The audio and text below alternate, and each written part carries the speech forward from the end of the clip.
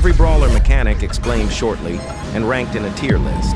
Better not wasting time, so let's begin. Teleporting. Basically, you get from a point A to a point B instantly. Some brawlers can do that with their gadgets or supers. There are teleporters also, but these ones are kinda useful but too trolley. In general, I give it a S tier. Rewind, or reverse teleporting, it's the exact opposite from the previous one. You go from point B to A. Only Max and Finks can do that with their gadgets. I don't like it that much. B tier, slow down. I don't need to yap about this. It's annoying when you're slowed, but it's strong when others are. Just to be clear, I'll rank mechanics based on how good they are and how much I like them, not how annoying they are when used against you. For this one, though, I'm going with an A tier. Speed boost. Extremely helpful, strong, and accessible. Broken, stun. Enemies freeze completely for some seconds. It's free kill all the time. Expect if you do it on a Frank. Definitely S tier. Sweet dreams. This is a stun that only Sandy can apply using his gadget. It works like a regular stun, but it expires if the affected unit takes damage. I'm giving this one a solid A. Rooted. Rooting enemies basically makes them not move at all, but they can still attack. Lumi and Mina can do that. Overall, C tier. Silence. It's even better than rooting. Enemies can't attack at all, and if you deal tons of damage, it's game over for them.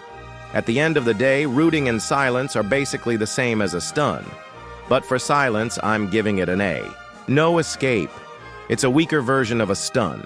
It does everything a stun does, except you can't deal damage to the affected brawler. It's similar to Charlie's super, but worse. Buff Finks's gadget. Knockback. Some brawlers have small knockbacks, while some others do wild ones. But no matter the distance, it's a cool mechanic and a basic one.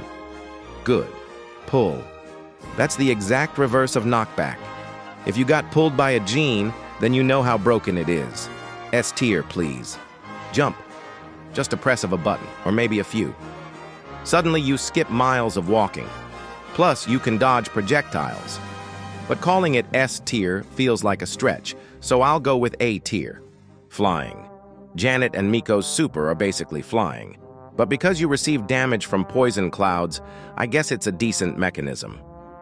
Boomerang. S tier all the way, I don't need to say much. Carl's strong. Charlie was broken during release and Mortis hypercharge is insane. But in case the damage is low, then the mechanic gives less value. I don't care about your opinion. It's good. Shield. Most of them do a decent job, but they last for 2 seconds the most. B tier. Shield with hit points. Unlike shields which reduce damage, these ones feel tanky, but they have a lifespan. Good, I guess. Poison. No matter the type, it's very annoying. It stops enemies from healing, seeks them out from bushes, and it's strong. Another S tier. Immunity. It removes all incoming damage for a second, or in better cases, for multiple seconds. It is definitely stronger than the hit point one, but it's not something insane. Go with your friend. Resistance. Many people find it trash. There was a gear back in the day, but was replaced with the vision gear. Frank's gadget is stronger from the old gear, but it's only for him. D. Focus. Another mechanic which only a single brawler has. It's just a 2-tile increase, nothing too special. Homing projectiles. If a projectile can home in heavily, it's strong, no doubt. As we've seen in the past, every major homing ability has been nerfed into the ground. So that alone would make it S tier. But current homing projectiles only have mild tracking except for Piper's homemade recipe gadget. To be safe, I'll still leave it in S tier. Wall-breaking projectiles. These type of projectiles can shift the game if used properly. I love destroying completely brawl ball maps with Colt. However, in some cases, it's better not to break walls, and this mechanic is more of an effect instead of a literal move. The results? B tier. Invisibility. Some brawlers can turn invisible, sometimes even bringing their teammates with them. Others can only go invisible for 3 seconds using a gadget. Still, it's strong enough to earn another S tier. Scouting. Gadgets, star powers, or super which allow players to see further from usual. Although it's useful only in a couple of maps. Also, most of those brawlers have a better gadget and star power which they can use. I guess it's a C tier. damage boosters. Look, these might be good, but there are just way better mechanics. But either way, it's strong but simple. B tier. Marks. Basically a worse version of a damage booster. Instead of increasing the damage you deal more damage on a single brawler. It might be good, especially for boss fight and Oni hunt, but in general, I go with a D. Healing. I love being a medic. I enjoy playing Barry. Healing is helpful in most cases. I think a A tier is fair though. Shadow Realm. Guys, let's be honest. Going on a separate world which you can do anything except using other attack tools, if you could chain Cordelius's supers like it was used to be, then hats off. But honestly, whether if that's possible or not, it's an S tier or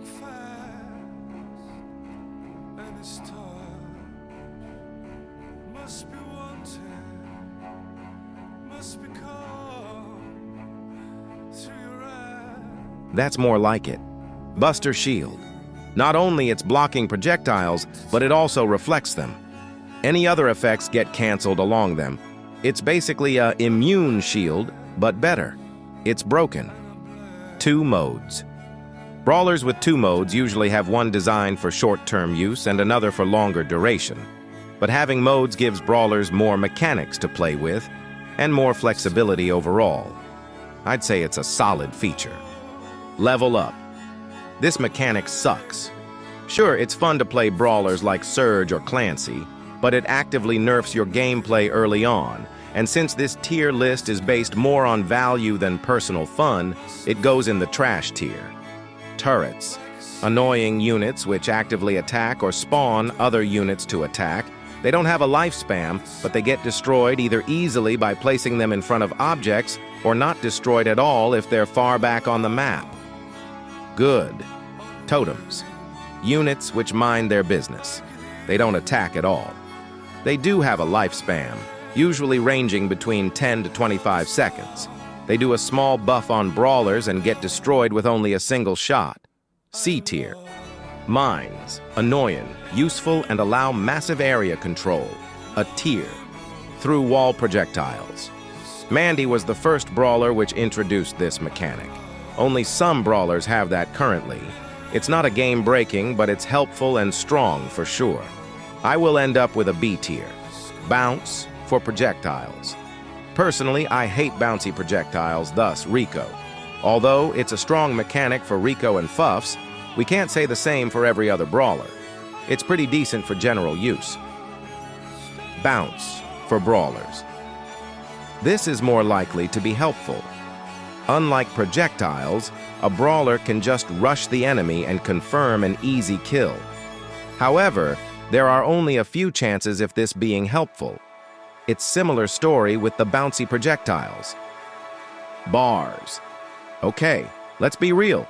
It's better to progress a bar rather leveling up, which straight nerfs your gameplay. Bars make you literally stronger. Leveling up just unlocks you extra things. For bars, though, I choose B tier. Automatic movement. Do you like playing Janet or Nani with their supers? Neither. Fuck that. Clone. A summoned unit which either copies your moves or does nothing. In both cases, clones block damage and help you out in something. Good mechanic in my opinion. Hit point increase. Let's say field promotion because it's the only thing that does that. It's cool to see a brawler to have more hit points than usual, but once killed. Start over again. It is one of my favorite mechanics, but not even I use it. It's by far the worst of them. Dash.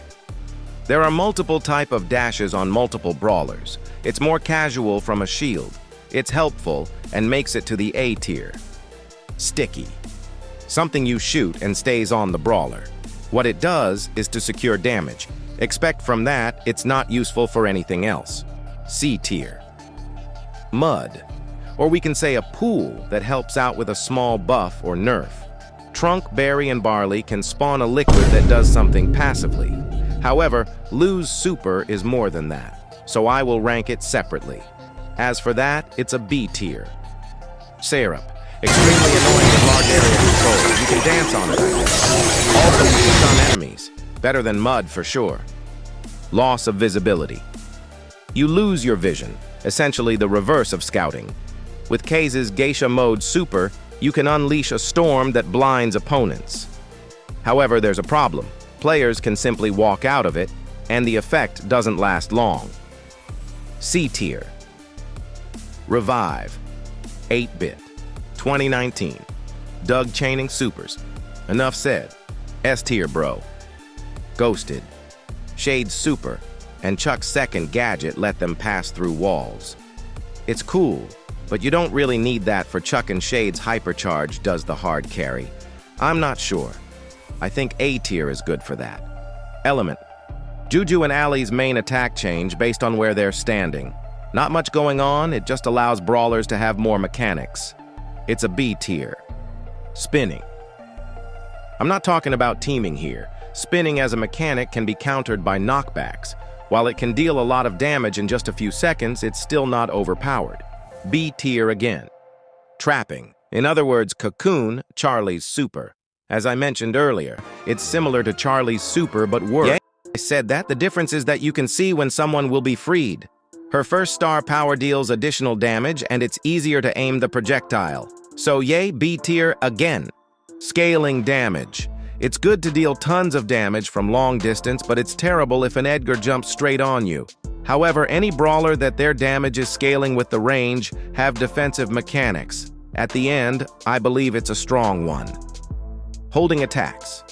Hank, Angelo, maybe Janet can be included, all have a holding attack. The more you hold it, the stronger it gets. In overall, it's strong, and these brawlers are pretty unique. Broken? I guess so. Draining attack. Brawlers with that type of attack are very flexible. This brawlers land a lot of damage. It's broken, no guesses. Damage for heal. This mechanic requires you to deal or receive damage. It's not that good, but it's enough to allow players go aggressive. You guessed it, B tier. Damage yourself for. Seriously, these gadgets were buffed to be more usable, but still, no one uses them. Why? Simply cause the other gadgets are better and this ones are bad. F tier now. Mind controlling. 4 full seconds to do the enemy anything they wouldn't want to do. Scoring, sending them to the clouds and wasting their ammo. If this hypercharge could allow Willow to use enemy supers, then it would be S tier. But for now, it's A tier. Time controlling. What I understood is that Finks is a very unique brawler. Back to the topic. Slowing enemy projectiles and speeding yours. Wild, but it doesn't last for too long. It will go next to the mind controlling. Underground. Mo's super and Willow's gadget allow them to go underground for a short time. It's good not receiving damage at all. But it doesn't prevent poison damage. Also, Mo's super is just dash underground, which gets faster with his star power and even faster with the hypercharge. As for Willow, enemies can wait to kill you. D tier for those reasons. Double attacks and supers. Okay. This video is getting long and you're probably bored. I won't explain much. Every brawler that has 2 attacks or multiple supers ended up being strong. S tier for both. Traits. Auto charge. Brawlers with that trait can get a free super within 20 to 30 seconds. It's strong. S tier. Circle trait. Standing close to an enemy charges your super. Some of these brawlers can use their build on it. Healing charge trait. Useful for Barry and Doug, their supers are strong. B tier seems fair, though. Tank trait. On release, it was broken. Now, it's good. If that wasn't good, El Primo and Hank wouldn't be a thing on 5 vs 5. S tier, of course. Water trait. It's a very fun trait, especially when these maps are the chosen ones in Map Maker. B tier. Free super trait. Sam has this one and he needs this to be playable. I don't know where to rank this. Let's go with the safe, A tier. Circle trait, the passive one. Buster has this one and it's trash for general use, although Buster's super is pretty broken. In general, it's trash. For Buster, it's decent. Me? I don't use it, and because this tier list is mine, it's an F tier. Random super trait. Chester has this one and allows him to have multiple supers. Personally, I wouldn't like to rank this cause the most times. It gives you the worst supers. C tier. Self-healing trait. Brawlers with that trait can heal themselves by damaging enemies. I don't know why that's a trait for Kenji and not for Edgar. Enraged, Ali has this one and becomes faster when enemies are under 50% of their hit points or when she has activated her gadget. Her attacks get a range increase and her second star power increases reload during Enraged. That's a strong trait for a strong brawler. Broken if that was for every assassin. Temporary event trait. SpongeBob power-ups, mutations, and other temporary things which are seen here are counted as trait, but these ones are too chaotic to rank, and they're active only in a modifier which allows this trait to affect players. I won't rank it. I don't know why I made this icon. Anyways, join our Discord server. Link can be found in the pinned comment description of the video and the channels. If this video gets 5,000 likes, I will make a public tier list, which you can rank the brawler mechanics as you like. Please subscribe so I can get monetized.